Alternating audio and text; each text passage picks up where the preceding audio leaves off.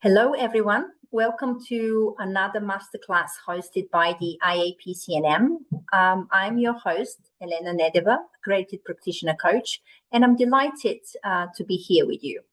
As a reminder, this masterclass is recorded. To ensure quality of the recordings, please mute your microphones, but keep your videos on. This session today is going to be interactive, so please feel free to unmute yourselves when you would like to ask a question or simply put it in the chat. I will read it out loud for everyone. You're also encouraged to fill in your CPD logs with takeaways and ideas. And in case you don't have a template, I will insert the link to a copy of the IAPC&Ms, which you're very welcome to use. So please grab your notepads, sit back, listen, and enjoy.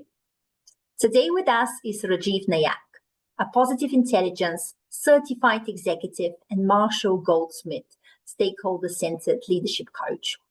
Rajeev is also a business strategy consultant and a mentor. So I'm not going to give away much at this point of time because we have the pleasure to hear Rajeev speak about his vast experience so far.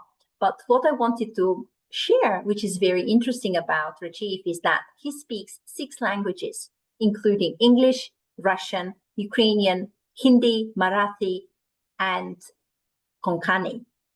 Rajeev loves nature and animals and is passionate about helping others leading more holistic lives. The topic of today's masterclass is helping passionate coaches understand how they can strategically grow their coaching business. And all of us will walk away with the following takeaways. Understand the 5 key pillars of business strategy. Craft a sustainable business model that aligns with the energy and vision.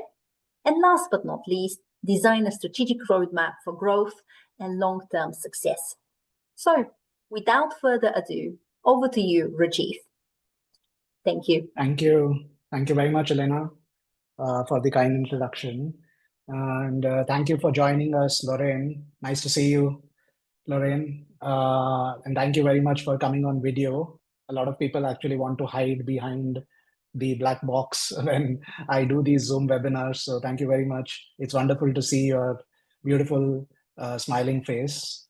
I look forward to having an engaging interactive session. And since we have a smaller group, I'm assuming that there are more people watching the live stream.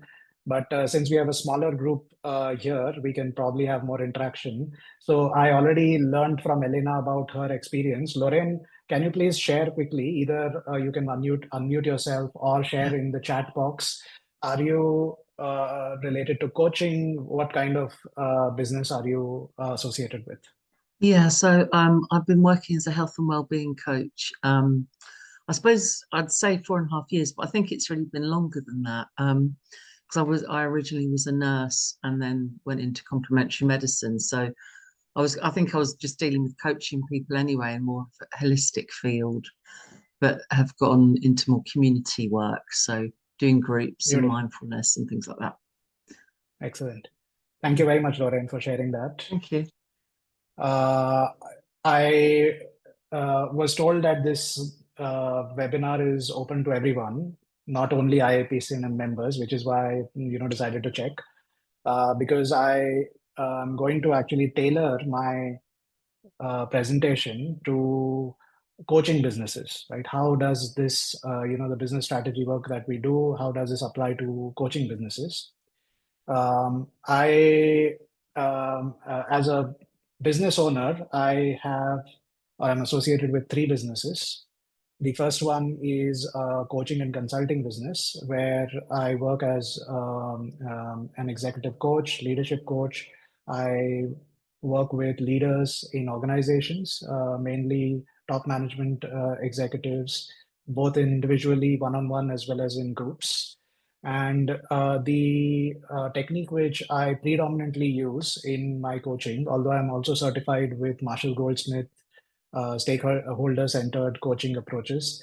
But the technique which I predominantly use, because I personally find it really, really powerful in my life, is positive intelligence, which is a neuroscience-based technique to helping individuals build their emotional intelligence, build mental resilience and mental fitness. So that's the work which I do on the coaching side. On the consulting side, we work with small businesses mainly, and not only coaching businesses. There are businesses that we consult in the healthcare space. There are e-commerce businesses. There are logistics businesses, and so on and so forth, that work with us. The interesting thing about business strategy, which I'll share, as we move forward, is that the basic principles of business strategy do not change, whether it's a coaching business or a logistics business or a legal business or a printing business or a bakery. The basic principles of business strategy remain the same. It's just that you need to apply them differently to different businesses depending on the situation. And what I've seen with many coaching businesses, and this is something which I was discussing with Elena earlier, is that with many coaching businesses, especially newer coaching businesses, the coach might be extremely gifted in what they do, but they do not treat their business or their work as a business. So they think about their work in different ways, but they don't think about it as a business. And that is where sometimes they kind of sabotage their own growth in a way. That is something which we are going to talk about as we move forward. I also run a business strategy workshop, which is called as the Alpha Group. And I'll share a little more detail at the end of the presentation. This is a place where small business owners come together. These are business owners from all over Europe and the UK. We bring them together once in a month, and we conduct a business strategy workshop on one new topic of business strategy. There are various different topics of business strategy, and we talk about one new topic of business strategy every month. And we also do something called as a mastermind, which is where different business owners bring their biggest business challenges, one of their unique business challenge. They bring the business challenge to the discussion, and there is a brainstorming which is done in a very structured way, using a certain format that we use, so that other people, other experienced business owners can come up with ideas, creative ideas to solve your business challenge. So that's the interesting way in which the Alpha Group works. I'm also the co-founder of a healthcare business in the UK, which is called Biobalance Healthcare, where we distribute and market innovative natural healthcare supplements, medical devices, mainly targeted at women and children. So these are some of the things which I do. Up until about 8 years ago, I was a leader in an MNC. So I have about 20 years of experience in MNCs, mainly in the healthcare space. So all of my past background was in the healthcare space before I started my own businesses. And you will not believe when I say that, when I was working in the corporate world, I had my own self-limiting beliefs of whether I will be successful as a businessman.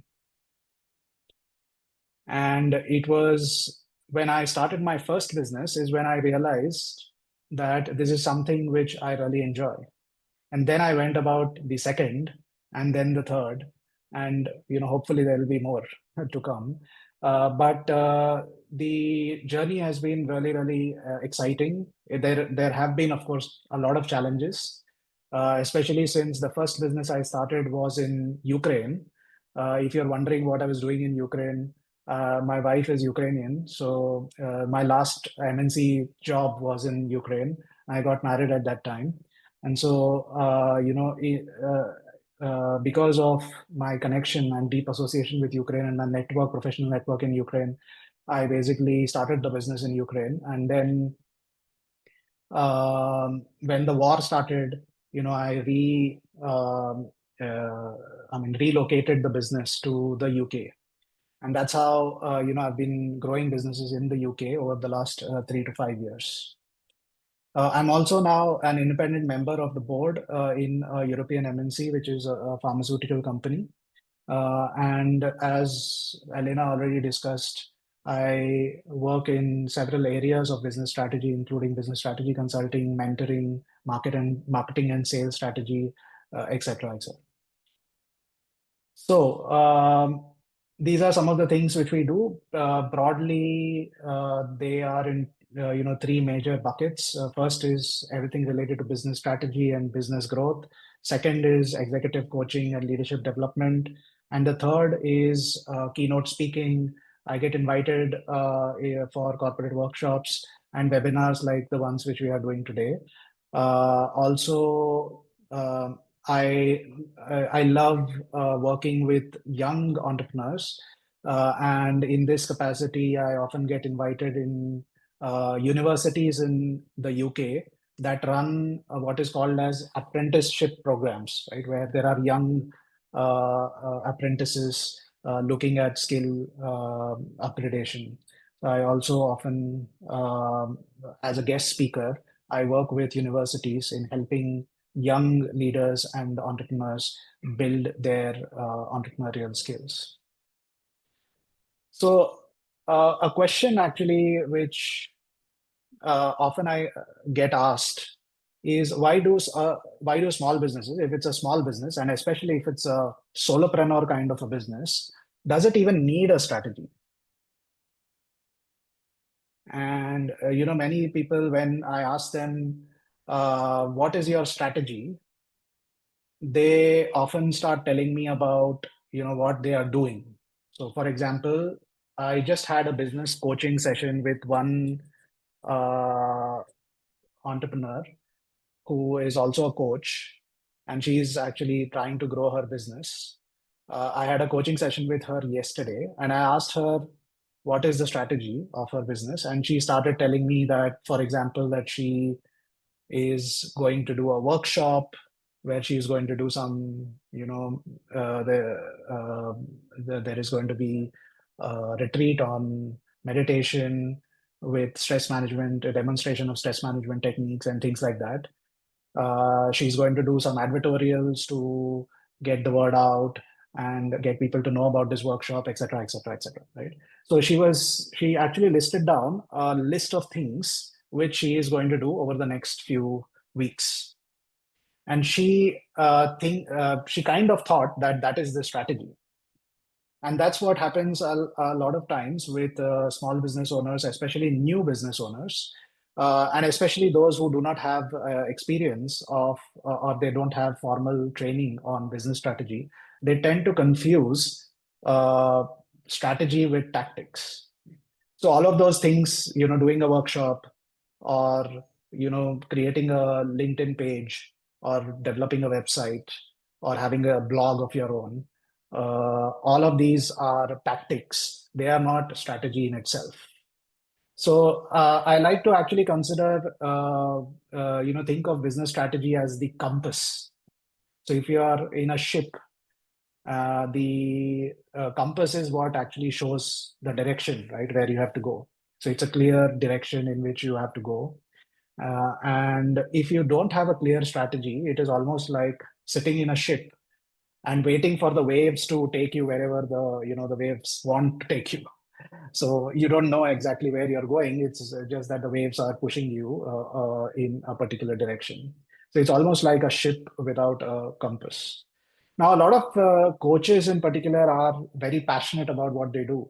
They uh, they want to give. We have, as coaches, the reason why people become a coach is because you want to give. That's what Elena told me first up when we met, that she wants to give to the community. Right? And so we are givers. As coaches, we are givers, and we are driven by a sense of purpose. And so that giving gives us a deep sense of purpose, fulfillment, satisfaction, etc., etc. And while that is really good, because any job or any work that anybody does, if there is a deeper sense of purpose that you can derive from that work, it becomes that much more enjoyable, which means that you become that much more productive. And it's always good to have a great sense of purpose. There is another set of people. A lot of the leaders I work in the corporate world. In leadership coaching, I work with them in leadership coaching. And for them, there is a different problem, that they're struggling to find a sense of purpose. At some point, they lose the sense of purpose, which is what happened to me actually in the latter part of my leadership journey in the corporate world. And so, there is sometimes a lack of purpose. With coaches, often it's the other way around. There is a lot of purpose, but that purpose is actually not sustainable because it is not bringing in enough income. So there was a study actually which I had seen, which was conducted by the ICF, the International Coaching Federation, where they said that most of the coaches, even certified coaches, which they interviewed, they have an annual income of less than, I think 90% or so of certified coaches had an annual income of less than $50,000. And many of them was even lesser than $30,000.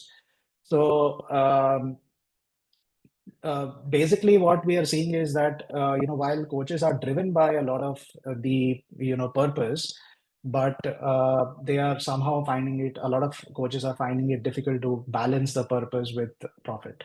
So that is where strategy comes in. Strategy is about making growth and profits intentional rather than accidental.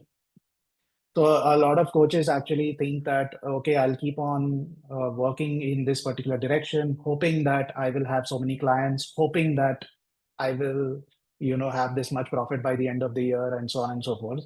So it is more accidental rather than intentional. So what is business strategy then? Business strategy is basically all about, how you allocate your resources. This particular quote from Jack Welch is very insightful in understanding business strategy. Business strategy is all about making clear choices. It's all about making clear choices. It's about a set of choices that we make as business owners on what we should do and what we should not do. And it is, something which drives, just like I said, the compass for the ship. It's something which drives all of your actions. And once you have a clear strategy, you know exactly what you want to do, and you also know what you don't want to do. Right? This is particularly tempting, for coaches when, say, for example, you become a life coach. I mean, theoretically speaking, you could coach anyone. Right? You could really coach anyone. But that is where it becomes really difficult for you to set yourself apart, because when you try to be everything to everybody, you are nothing to nobody. You must have heard that quote. And so that makes it very difficult for you to set yourself apart. And this is true for any business, whether it is a coaching business, as I said, a coaching business, pharma business, healthcare business, logistics business, e-commerce business. I have now, translated or used the same strategy principles across 3 businesses. And I know that the same strategy principles work across different businesses. So if you think about strategy, business strategy for your business, this is something which will be really useful for you. If you think about it as a strategic choice cascade, it's a cascade of 5 different questions. And these are the 5 pillars of business strategy, which I mentioned earlier in the introduction. The first question is, what are your goals and aspirations for the business? A lot of coaching businesses, they don't have a clear goal of what they are going to achieve. So it is, we often use the phrase spray and pray strategy. So which is you spray and you basically pray that you'll spray, which is spraying your messages. For example, writing a little bit on LinkedIn, posting something on Facebook, doing something on Instagram, having a one-odd keynote speech somewhere, etc., etc. So you are spraying your message and you're praying for some client or some lead to get generated. But there is no clear goal on what exactly you want to achieve on a monthly basis, on a quarterly basis, on an annual basis, in 2 years, 3 years, 5 years, and so on. Now, for larger established businesses, we want to ensure that they have a more long-term goal. So for larger businesses, we would want this to be a 5-year goal, which is broken down then into annual goals and then into quarterly goals and monthly goals and so on and so forth. But for small businesses or businesses that are just starting up or taking off, this could be goal for a 1 year period. I suggest at least a 1 year goal. An annual goal is something which is good to work with. And without those goals, again, it becomes very difficult to measure, right, your success. How can you measure that you are moving in the right direction or not? So the goals also lead you to what we call as the KPIs, the measurable objectives, which will tell you, are you moving in the right direction or not? So whenever it comes to any business, and especially for coaching businesses, when I work with them, the first thing which I ask them is, what is your goal? And if they don't have a goal, then we work on creating or working together to make what is their goal for the year, for the month, for the quarter, and so on. Now, those goals could be in the form of revenue goals. They could be in the form of client acquisition goals, that I want to have so many clients per month or so on. They could be in the form of retainer revenue goals. For example, these many clients have are retainer clients, which means that it is fixed income coming every month. If you have a signature program or something which is a flagship kind of offering which you have, then you might want to link your goal also to how many people have signed up for that program or whatever, right? So there could be goals could be put in various ways. That leads you to the next question: where will you play? Where will you play, basically, in the context of bigger business, would be what is your target audience, what is the space and segment that you want to play in, etc., etc. So for our healthcare business, for instance, we are in the business of healthcare supplements, and potentially we could target everyone, right? So for example, if it is a gut health supplement that we are marketing, that gut health supplement could be taken by anyone. It could be useful for anyone. But if we actually say that it is a product for anyone, again, from a marketing standpoint, becomes very difficult to target. And so all of this we do actually so that we are very targeted in our approach to, while we are marketing our services. So what we did is that we said we are, our business, which is called as Biobalance, is the UK's first holistic wellness business, mainly aimed at working women, mainly aimed at serving the needs of working women and children. So we are talking about working women and children. Now, as a coaching business, where exactly do you compete? What is your niche? Who is your ideal client? And what is the pain point of the ideal client that you are going to solve, right? Or you are best placed to solve.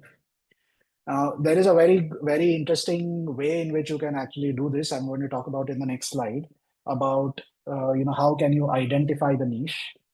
Because a lot of people get confused when it comes to coming down to that niche. Because it becomes very difficult, especially early on in a business. It becomes very difficult to come down to the niche, because you don't know exactly what kind of clients are going to be your clients in the long run. But what we basically advise is that you start with a particular niche, and then as you move forward, if you get clients from another niche, you don't have to refuse them, or you don't have to walk away from them. You can take them on, but the niche will guide everything, all the other efforts that you make. For example, the coach that I was talking about earlier, she is a coach who is working with abuse survivors. So she's a coach that helps abuse survivors, with life coaching. And basically, when we talk about a niche in this particular case, we talk about how do you actually then describe your ideal client. Is it men and women are we talking about? What kind of abuse are we talking about, etc., etc. And why that is important is because when you think about your marketing, you can then talk about what are the pain points that you are going to solve for that particular client, your ideal client, and why are you uniquely placed to serve that particular client. Often when it comes to a business and a product or an offering that we have to, that we are offering, we tend to fall in love with that product or offering, and we tend to think that people are going to line up, to take that offering. But we don't ask ourselves this question. The important question to ask ourselves is, why should that client choose you? Why should that client choose you over any other coach offering any other similar service in the market? And today, that question has become even more important, because you should not only ask yourself, why should they choose you over any other coach? You should ask yourself, why should they choose you over artificial intelligence, over ChatGPT, over so many other online things, resources that are available, whether you like it or not. So what is it that you are actually providing? And I firmly believe that there is a huge need for personalized coaching, because what you can actually give in a one-on-one space is something which artificial intelligence can never provide, because artificial intelligence cannot sense emotion. And so we are all playing in the domain of emotions, right, as coaches. And so we need to actually tap into that emotion and understand how are we best placed to emotionally serve that particular client. The next question is, how will you win in your chosen space? So if you are a health and wellness coach, how can you actually win in your chosen space? What is your value proposition and how you are different from any other coach in that particular space? What makes you unique and what makes your offer irresistible? And I heard about this phrase, the irresistible offer, recently when I was attending some other session. And I was actually wondering about this, that can you really create an offer which is so irresistible that a person cannot say no? And that's the real challenge for us as business owners, and especially as coaches. Can you actually make an offer which a person cannot say no to? And when you really get your niche right, when you really get your ideal client right, when you really know what is their pain point and how you can uniquely serve them, and of course, if your price point is reasonable, then you can make your offer irresistible. And that's how you win in your chosen market. And when I say win, it means that you have, the number of clients or leads that you need to achieve the goals or plans that you have. The next question is about what capabilities must be in place or must you build to be able to win. Now, those capabilities sometimes could be about upskilling yourself in different ways. We as coaches, we have to also upskill ourselves all the time. As the world changes, we have to also upskill ourselves, and that's what we do, right? When we are attending these kind of webinars, workshops, and so on and so forth. But it is also sometimes about creating new programs, products, or services which will be more interesting, which will be more relevant to your client, to that ideal client in a particular context.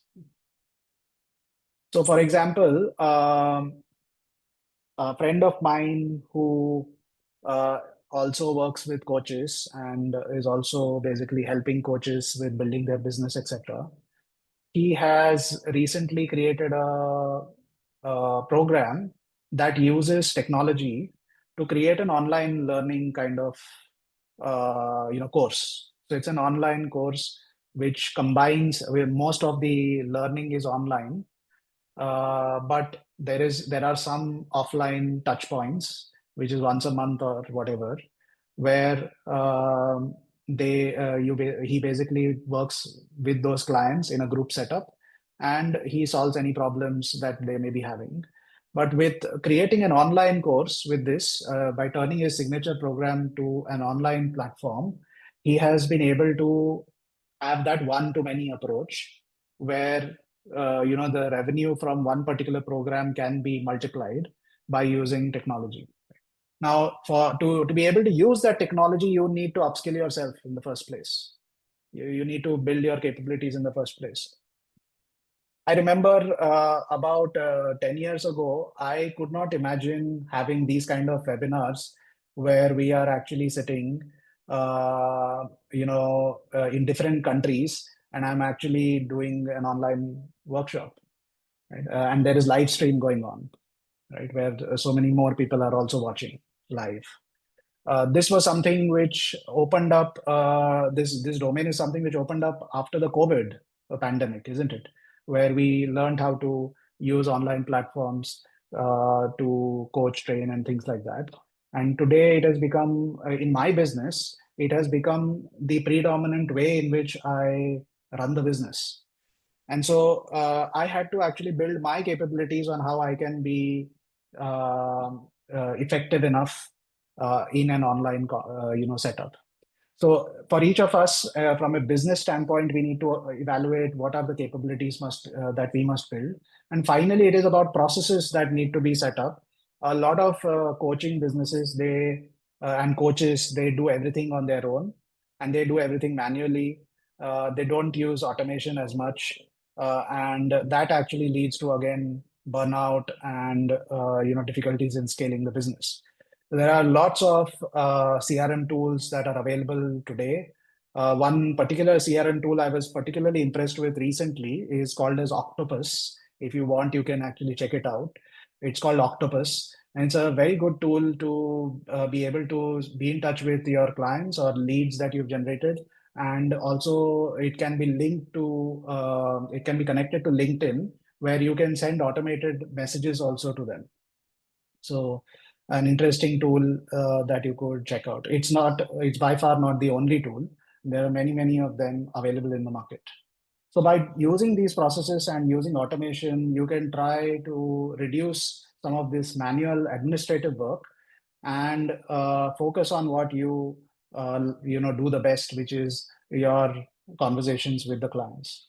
Now, about that niche which we spoke about earlier, sometimes becomes very difficult, and I love using this concept with my clients, and we talk about this a lot in while coaching businesses. It's called the hedgehog concept. It was first propagated by a gentleman called Jim Collins, who wrote a fantastic book called From Good to Great. A very good read if you would like to check it out. And he talked about the hedgehog concept, where he spoke about what is that sweet spot where business growth can really take off. What is that sweet spot where business growth can really take off? And he said that it is basically the intersection of three of these circles. The first one is understanding what you're deeply passionate about. What are you deeply passionate about? The second one is where you can be the best in the world. Now, this best in the world is a little bit of a stretch. You can probably be best in your community, in your city, in your country, or whatever. But you are good at what you're doing, and you are, as I said earlier, that you have something unique about what you do. And the third one is it driving your economic engine? Are people willing to pay for this, right? Which is one of the things which I spoke to this client, again, using the same example, the client who helps abuse survivors. And I asked her the question, if it's because the initial definition of abuse that she was working with was women having issues with their partners, with their intimate partners, and they were mostly domestic abuse kind of situations. But when we actually spoke about abuse and the skills that she had, she was actually uniquely placed to support people with any form of abuse. For example, bullying in schools, racial bullying or abuse, abuse in the workplace from managers or seniors, etc. So there are so many different ways in which abuse, traumatizes people, and by broadening that definition, she was able to tap into a clientele where people were, willing to pay for the services also. Because most of the women that were in the first bracket, which was domestic abuse, they, often did not have, they were not professionals, they were not well placed, and they often had financial challenges to pay for these services. And so you also need to understand the ideal client. Is the ideal client going to be able to pay for your services? So that brings us to some strategic mistakes which most small businesses make, or many coaching businesses make. And I think this will give you something to think about. Are you making the same mistakes? And if you are, then how can you actually not repeat the same mistakes? We already spoke about no clear niche. Having that niche and knowing your ideal client is very, very important. What happens if you don't have?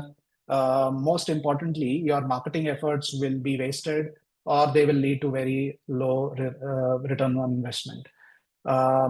Whether we like it or not, we need to market ourselves, and we need to put ourselves out there for people to know what what is that unique gift that you're bringing into this world. How are you uniquely placed to serve the clients that you want to serve?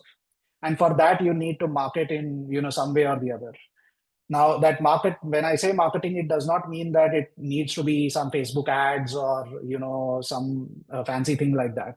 I'm talking even about something like a blog that you write, or it could be a message from you. It could be, for example, a webinar that you offer.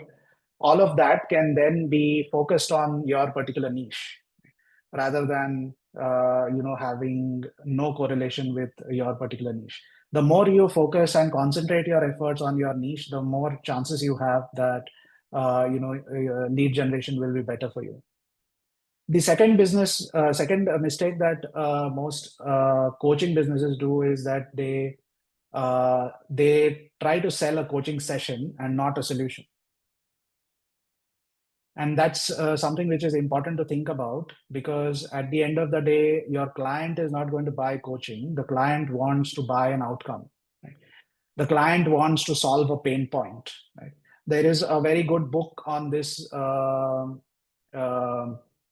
It's called How Will You Measure Your Life? And the book is written by Clayton Christensen. And he said that you should, when you're selling a product, you think about it as the product is basically solving a particular, it is doing a job for that particular person. So you think about your coaching session as doing a job for that person. It is solving a particular pain point. So what is that pain point that you're solving, and how are you solving it? How are you uniquely placed to solve that problem? Once you actually understand that, you talk about your solution and not about the sessions. The sessions are basically aimed at reaching that solution in a fastest possible time. Not having a signature offering is something which also comes in the way of coaching businesses growing. This means when you don't have a signature offering or a framework, what it means is that you have to customize everything for every client. So everything is customized for each client. You don't have anything which is a common offering that you can offer, and that actually leads to inefficiencies that comes in the way of your growth. The single most important thing which I have seen, coaching businesses struggle with often is marketing strategy. Because now this is not surprising, because many coaches, while they are very gifted in whatever they do not have past exposure in marketing, and so sometimes they struggle. Again, marketing requires taking a little bit of risk, where you have to invest some amount of resources. And so some coaches, they don't market at all. Some coaches think that they can market when business has gone down. And this is something which doesn't work. Clients buy you, your stories, your values, your energy. That's what actually attracts them. And there has to be consistency in marketing. Even if it is a smaller level of marketing, it is better to do it consistently. Now, if again, another thing which I've seen very commonly happening is that there is misalignment in messaging across different platforms. For example, if you are a health and wellness coach, you should be a health and wellness coach everywhere where you're visible to the client, whether it is Facebook or LinkedIn or Instagram or a workshop or a webinar or wherever you are. Right? Everywhere where you actually meet people, you should be seen in the same avatar. But what happens often is that people have different, talk about different things on different platforms, and that confuses the potential customer. So these are some of the things which, having some consistency really helps. Underpricing services, that's another common mistake which I see people, again, that boils down to the mindset. When you don't have enough confidence in your own abilities, you basically tend to devalue your work and, want to basically, sometimes there is a desperation which kicks in. So you end up actually underpricing. What it does is that it leads to burnout, resentment, and inability to invest, right? When you don't have the income, you're not able to invest back into the business in marketing and so on and so forth. So it is always best, when I work and mentor with businesses, I say that you decide what is the least price at which you feel comfortable and stay at that price. And whatever additional money, even if it is lesser income, you basically can make up for that, with so say for example, if it is $500 for per client, and you are actually doing it for $100, then you have to basically get 5 clients to reach that $500. So lesser number of clients, focus on lesser number of clients, but focus on giving them the wow, which will mean that they will stay with you and they will also recommend you to 5 other people. Because in coaching businesses, the word of mouth and referrals is one of the fastest and one of the surest ways of growing your business. Not having a clear plan is another problem which comes in the way. So as I said earlier, there needs to be a clear strategy and there needs to be a clear goal divided into quarters, months, etc. And then, if you can use some automation or workflow, that really helps. Not having automation or workflows really leads to a lot of roadblocks or bottlenecks. A lot of coaches also, because we are givers, it becomes difficult for them to change the mindset to a salesy conversation. And so that is another mindset change that we have to do, that we have to understand that when you are marketing yourself, you are basically giving a gift to someone. And to be able to give that gift consistently, you would need to also have, the income, right? I like to use the metaphor of the oxygen mask here. If when you've traveled in an airplane, the air hostess, during the emergency announcement, they will say that if there is an emergency, the oxygen mask will be deployed. Please put your mask first before helping somebody else. And that's true for us as coaches. We need to have our own oxygen mask first, and only then we can help others. And so, having that conversation is about, putting your own oxygen mask. Not having clear KPIs is another thing which comes in the way of growth. So, put some KPIs, even if it is 1 or 2 KPIs, but something that you're measuring consistently every month, which will help you in growing. And finally, last but not the least, it is about the mindset. The mindset is the most important thing for any business, and even more important for coaching business. Right? Many people are very passionate about what they do, but when it comes to uncertainty, there is rejection, which often happens in early days of a coaching business. that actually discourages us, and we sometimes give up, or sometimes we basically don't put enough energy into our business. And there are so many different emotional barriers like self-doubt, the imposter syndrome, fear of visibility, inconsistent decision making, fear of failure. All of these things are actually coming in the way of us having a resilient mindset. And that's where the positive intelligence program comes into the picture. So the positive intelligence program is a neuroscience based approach to strengthening the part of the brain which helps us have a resilient approach in our business. It's about building mental fitness. What positive intelligence is, this science basically helps us understand is that most of the fear that blocks our action, it comes from the survival part of our brain. This part of the brain is responsible for most of our negative emotions. This is part of our survival mechanism, but beyond a point, it comes in the way of our growth. It comes in the way of our, building our business. So how positive intelligence helps is when you build positive intelligence, helps you increase your resilience, helps you bounce back from rejection or failure or criticism. It gives you clarity. It helps you, take calculated risks, and it reduces burnout and emotional fatigue. There is a link to positive intelligence, which I have put in the chat. Please have a look at that. And if you would like to read more about it, please go to the link. And I'm also going to actually be sharing an offer on this program. If you're interested, you can please, write back to me. So what is positive intelligence? It's basically a combination of 4 different sciences: positive psychology, neuroscience, cognitive psychology, and performance science. Something which was developed at Stanford University by a gentleman called Shirzad Shamin, with whom I trained on positive intelligence. And it is also the theme of a New York Times best-selling book, which you can also find on Amazon or any other site. So basically, it's about understanding the conflicting ways in which the 2 parts of our brain work: the survival brain, which is a small part, the amygdala and the brainstem, and the positive part of our brain, which we call as the thriving brain, the positive brain, which is responsible for all of our positive functions, or executive functions, as we call them in a leadership context.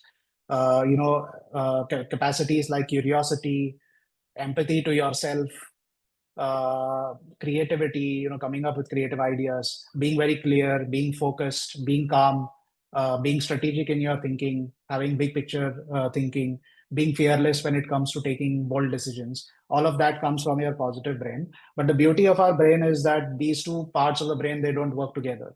So it's a survival brain which jumps into action in most cases, and it hijacks us, it sabotages our action, does not allow the positive brain to be fully activated. And that's what we help you activate with the positive intelligence program.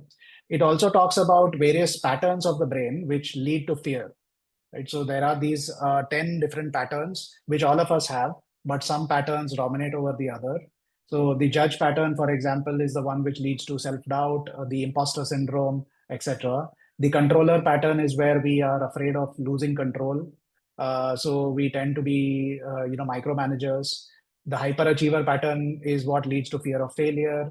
The stickler pattern is where, people don't want to take action unless they are perfect, right? So for example, let me have one more credential. Let me have one more something. Let me have one more before I start, right?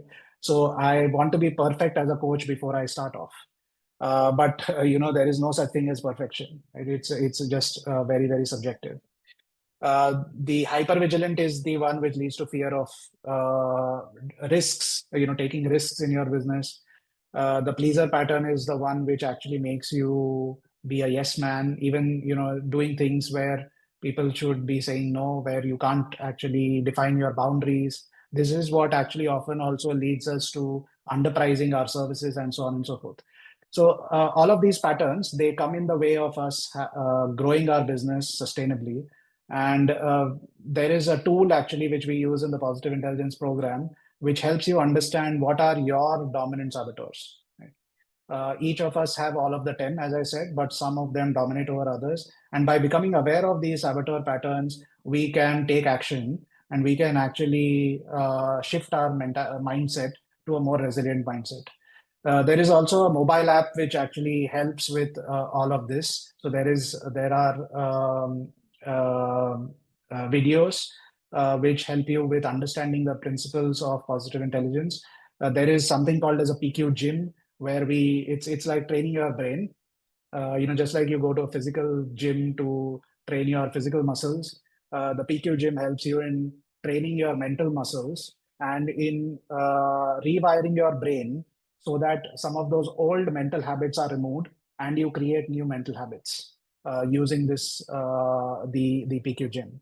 There are also visualization exercises which we do which help you in visualizing the new you, right? The new fearless you, the new resilient you. There are different ways in which you can visualize your future. And all of that actually together with individual coaching with me, it helps in shifting your mindset totally. These are some of the capacities then which we open up for you, which can be used in building your business. The empathize power is about having supreme confidence in yourself. Right? You have to have confidence in yourself before you actually put yourself out there. So the empathize power helps you in doing that. The explore power is about understanding how you can actually grow your business, about becoming deeply curious. Innovate is about coming up with ideas to create new products and offerings, for example. The navigate power is about looking at bigger picture, having a strategic mindset, and the activate power is about taking action, right? Being very focused and laser focused, laser sharp in taking action. There are different ways in which this program can help you if you have a coaching business. It helps you build resilience. It removes these unconscious interferences and self-limiting beliefs which keep you playing small. It helps you in becoming a more showing up as a more inspiring coach. It improves focus and productivity. It reduces burnout and improves wellness. And at the end of the day, because you will empathize more, you will be more emotionally available to your client. What we've seen is that coaches become far better in giving that wow factor to the client during their coaching session. So the client relationships are much better as we move forward.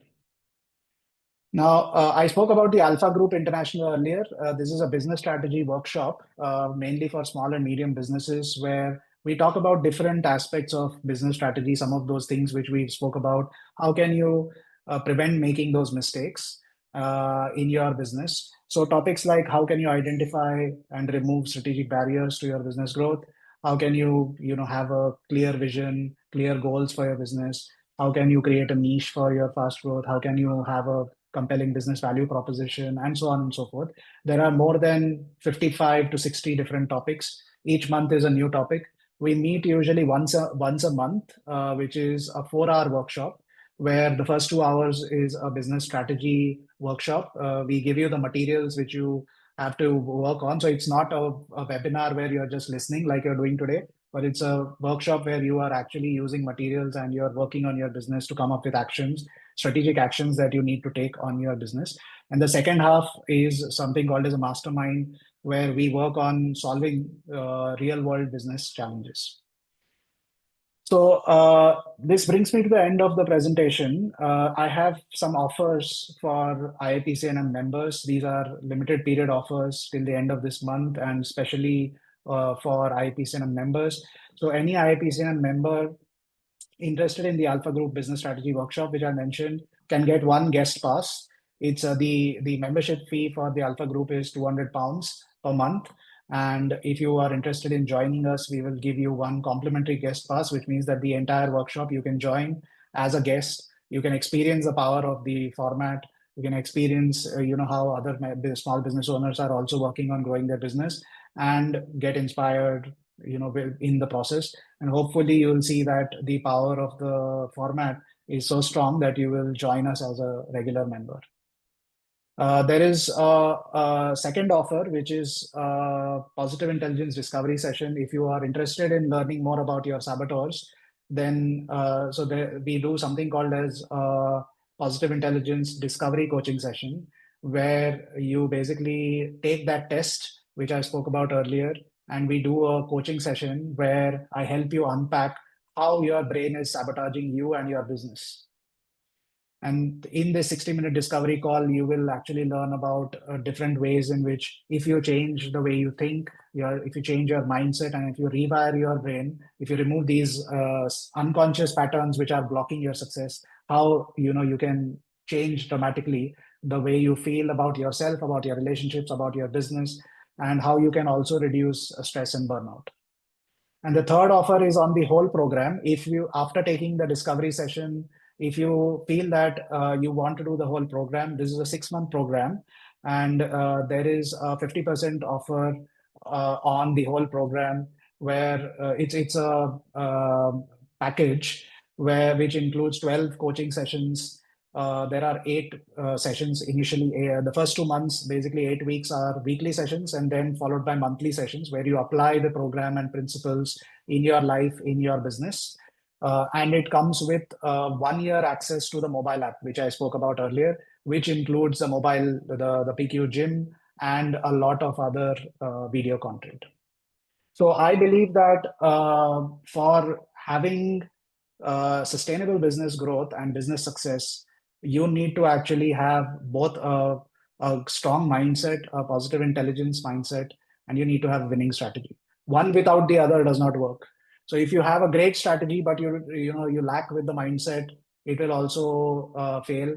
And if you have a great mindset, but you have a poor strategy, it also doesn't work. What we need to do is actually build both of them together, and that is the formula for sustainable success. Thank you very much for joining me today. I'll open the floor now for any questions, comments, feedback, thoughts that you have. Rajeev, thank you very much for this incredibly useful masterclass that you delivered. It's packed with so much information and so much for us to follow up on. Thank you very much. Thank you very much. Do you have any question, Lorraine, perhaps? Or if you don't have any question, maybe you can share some thoughts on what was, any takeaway from today's session. I really like when you mentioned about AI, because that kind of overwhelming fear about AI taking over the world and all our jobs, but saying that it doesn't have a heart, doesn't have emotions. But I thought that was really helpful, just from where I am as a coach and what I give, because it comes from quite an emotional place, and what I do with people. So that gave me a little bit of inspiration, kind of confidence, and a few ideas that I can kind of do my kind of signature, of how I can build that really. Beautiful. Beautiful. Thank you very much. I would also like to share my key takeaway, if I may. Please. There are actually a few, but the one that really stood out for me, and I will keep reminding it to myself, is that the formula for winning business is, good strategy and the right mindset. I'm using right, instead of positive, because because I believe there is room for all emotions, right? But for me, that's the key takeaway, and there is so much wisdom in that, Rajeev. Yeah, absolutely. And especially with coaches, most coaches tend to be emotional. And so we tend to get carried away by our emotions often. And those emotions, while they are a strength, because it is because of those emotions and because of that emotional intelligence that we have, we are able to serve our clients better. It is because of that we are able to be sensitive to our clients, to be there for our clients, and to have, to create that space that our clients need. But those same emotions sometimes come in the way of us being able to grow our businesses. And that's where actually the same thing becomes a liability. The strength becomes a liability. And so it's about positive intelligence is all about understanding where and when that strength is becoming a liability, and training your brain so that so that you can catch your mind in action whenever, it is making that switch, and whenever it is leading to those negative emotions, leading to that stress or that self-doubt or any of those self-sabotaging thought patterns. Thank you for sharing. Thank you All very right. much. Thank you. Thank you once more, Rajeev. We look forward to hosting you again in the near future. Yeah. And I hope you have a good rest of the day. Thank you very much, Elena. And thank you for the gracious hosting. It was a pleasure interacting with you today. And thank you very much, Lorraine, for joining. It was a pleasure having your company in this webinar. Well, thank you very much. Much appreciated. Thank you. Thanks. Take care, both. Take care. Bye-bye. Take care. Bye-bye. Bye.